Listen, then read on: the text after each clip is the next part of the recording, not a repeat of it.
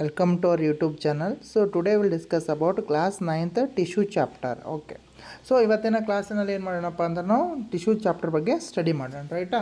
Okay, so ನೋಡಿರಿ, ನಾವೇನು already fundamental of unit of ಲೈಫ್ನಾಗ ಏನು ಕಲ್ತೀವಪ್ಪ ಅಂತಂದ್ರೆ all organisms are made up of cells ಅಂತ ಕಲ್ತೀವಿ. ಎಲ್ಲ ಆರ್ಗನಿಸಮ್ಸ್ಗಳು ಅದರಲ್ಲಿಂದ ಮೇಡ್ ಆಗ್ಯಾವ, ಸೆಲ್ಸ್ಲಿಂದ ಮೇಡ್ ಆಗ್ಯಾವ.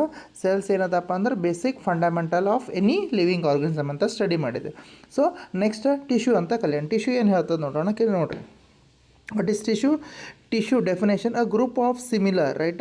What a group of similar cells perform a specific function together. ಅಂದ್ರೆ ಒಂದು ಗ್ರೂಪ್ ಆಫ್ ಸೆಲ್ಸ್ಗಳು ಏನಾಗ್ತಾವೆ, ಅವು ಸಿಮಿಲರ್, ಅವು ಏನಾಗ್ತಾವೆ, ಗ್ರೂಪ್ ಆಫ್ ಸಿಮಿಲರ್ ಸೆಲ್ಸ್ಗಳು ಏನು ಮಾಡ್ತಾವೆ, ಒಂದು ಸ್ಪೆಸಿಫಿಕ್ ಫಂಕ್ಷನ್ ಕ್ಲಿಯರ್ ಆಗಿ ಮಾಡ್ತಾವೆ. ಏನು, ಒಂದು ಗ್ರೂಪ್ ಆಫ್ ಸಿಮಿಲರ್ ಸೆಲ್ಸ್ಗಳು ಏನು ಮಾಡ್ತಾವೆ, ಒಂದು ಸ್ಪೆಸಿಫಿಕ್ ಟಾಸ್ಕ್, ಒಂದು ಸ್ಪೆಸಿಫಿಕ್ ಫಂಕ್ಷನ್ ಏನಾಗ್ತಾವೆ ಅಲ್ಲಿ ಪ್ರಾಪರ್ಲಿ ಮಾಡೋ ಅಂಥ ಟಿಶ್ಯೂಗಳಿಗೆ ಅಂಥ ಸೆಲ್ಸ್ಗಳಿಗೆ ಅಂತ ಕರಿತೀವಿ ನಾವು ಅಲ್ಲಿ ಟಿಶ್ಯೂ ಅಂತ ಕರಿತೇವೆ, ರೈಟಾ.